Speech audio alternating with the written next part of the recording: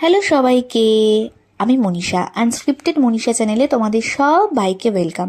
আজকে তোমাদের সাথে শেয়ার করব 39 বছরের একটা দাম্পত্য জীবনের মিষ্টি গল্প। এনারা হলেন আমার প্রিয় কাকু কাকিমা, অর্থাৎ দীপের বাবা মা। আজ ওনাদের 39 বছরের বিবাহিত জীবনের সেলিব্রেশন করলো দীপ নিজেই। কিছুটা আমার আইডিয়া আর বেশিরভাগটা দীপ নিজে। একটা ছোট্ট কেক আর ফুলের বুকে দিয়ে কাকু কাকিমাকে উইশ করেছিল। সত্যি কথা বলতে গেলে বয়স হয়ে গেলে বাবা মাদের এগুলো আর খেয়াল থাকে না, ছেলেমেয়েরাই উদ্যোগ নিয়ে এগুলো সেলিব্রেট করে। আমার মনে হয় এগুলো করাই উচিত, কিছুটা হলেও তাদেরও মন ভালো লাগে।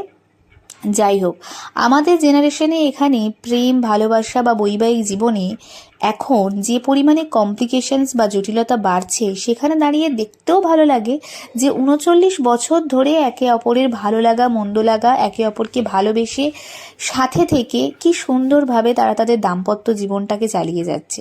সত্যি কথা, ওনাদেরকে দেখে আমাদেরই ইন্সপায়ার্ড হওয়া উচিত।